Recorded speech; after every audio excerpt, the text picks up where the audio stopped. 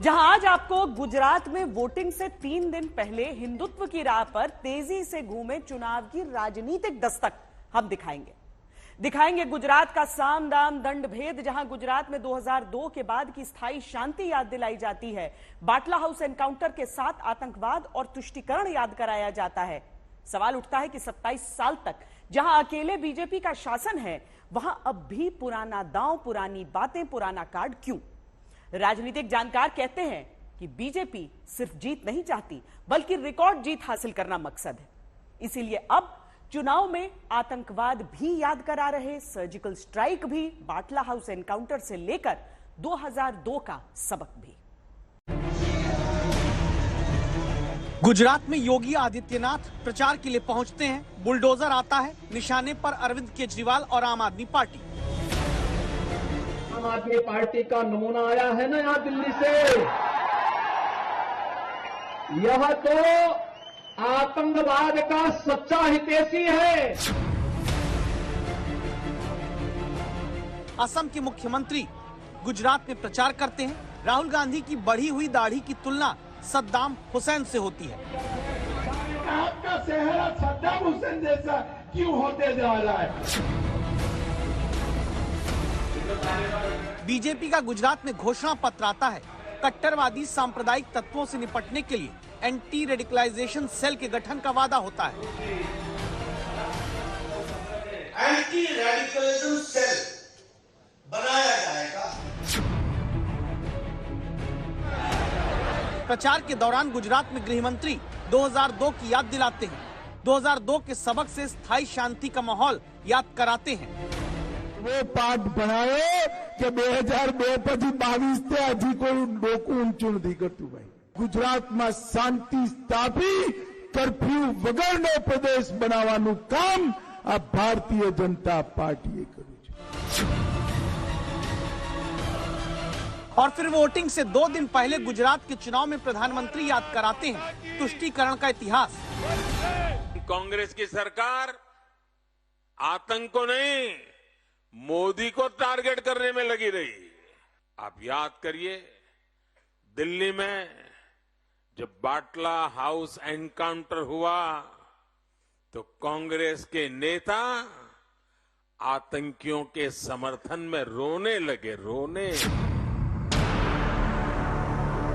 27 साल से पूर्ण बहुमत के साथ शासन करती बीजेपी को गुजरात में क्यों हिंदुत्व का कार्ड खेलना पड़ता है? क्या इसकी वजह ये कि 27 साल का शासन है तो कुछ एंटी इनकम्बेंसी भी हो सकती है?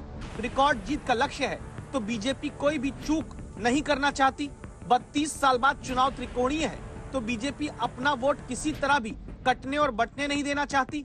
केजरीवाल सॉफ्ट हिंदुत्व के सहारे हैं तो बीजेपी अपने हिस्से से वोट नहीं छटने देना चाहती। एक बड़ा वोटर का वर्ग ऐसा भी है जिसने 2002 और उसके आसपास का दौर नहीं देखा। तब क्या इन्हीं वजहों से गुजरात के मतदान से पहले हिंदुत्व की प्रयोगशाला वाले राज्य में राष्ट्रवाद के साथ हार्ड हिंदुत्व की पॉलिटिक्स हुई? यहां हम गुजरात में आतंकियों को पकड़ते थे, उन पर कार्रवाई करते थे, लेकिन साथियों, कोई भूल नहीं सकता कि कैसे तब दिल्ली में बैठी कांग्रेस सरकार आतंकियों को छुड़ाने में अपनी पूरी ताकत लगा देती थी। प्रधानमंत्री उस दौर की याद दिलाते हैं जब केंद्र में कांग्रेस है और गुजरात में वो खुद मुख्यमंत्री पद पर थे। तब गुजरात में गृह मंत्री की कुर्सी अमित शाह संभालते थे, लेकिन सिर्फ धमाकों का दौर नहीं बल्कि 2002 का सबक भी याद दिलाया गया। 2002 માં આ લોકોએ છમકલું કરવાની હિંમત કરી હતી। 2002 માં કરી હતી ને હિંમત। એ વખતે એવો પાઠ ભણાયો, વીણી વીણી સીધા કર્યા, જેલમાં નાખ્યા, તો 22 વર્ષ થયા હજી સુધી એકે વાર કર્ફ્યू નથી નાખવો પડ્યો ભાઈ, એકે વાર કર્ફ્યू। 2002 का सबक और 2007-2008 के आतंकी हमलों को भी याद कराने की जरूरत क्या है? राजनीतिक एक्सपर्ट संजय कुमार कहते हैं कि वजह बड़ी साफ है। बीजेपी अलग अलग राज्यों में चुनाव सिर्फ चुनाव जीतने के लिए नहीं लड़ती। मुझे लगता है बीजेपी एक बड़ी जीत हासिल करना चाहती है। गुजरात में भी बीजेपी का यही प्रयास है बीजेपी चाहती है कि सिर्फ जीत नहीं हो, ऐसी जीत हो जो कोई ऐतिहासिक हो, और इस तरह की चीजों का, और वो जैसे कहते हैं किसी भी हथियार का, सारे हथियार का इस्तेमाल करना चाहती है बीजेपी। 2002 का जिक्र करना उसका वही एक स्ट्रैटेजी के तहत है जिससे बीजेपी अपने इलेक्टोरल गेन को मैक्सिमाइज कर सके। इलेक्टोरल गेन को मैक्सिमाइज करने की जरूरत को ऐसे समझिए कि कुल 4 करोड़ 90 लाख वोटर में से इस बार 2 करोड़ 35 लाख वोटर 40 साल तक की उम्र वाले, 20 से 29 साल की उम्र वाले वोटर 1 करोड़, 18 साल में पहली बार वोट डालने वाले करीब 5 लाख। यानी युवाओं का एक बड़ा वर्ग ऐसा है जिसके जहन में ना तो 2002 का दौर है और ना ही 2007 और 2008 के धमाकों की याद। क्या उसी वोटर को तुष्टीकरण का इतिहास दिलाकर रिकॉर्ड जीत हासिल करने का मंसूबा है?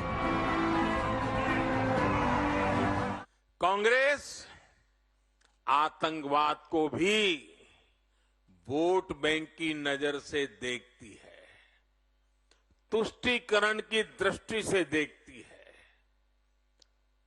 और सिर्फ कांग्रेस ही नहीं है, अब तो ऐसी भांति भांति के दल पैदा हुए हैं।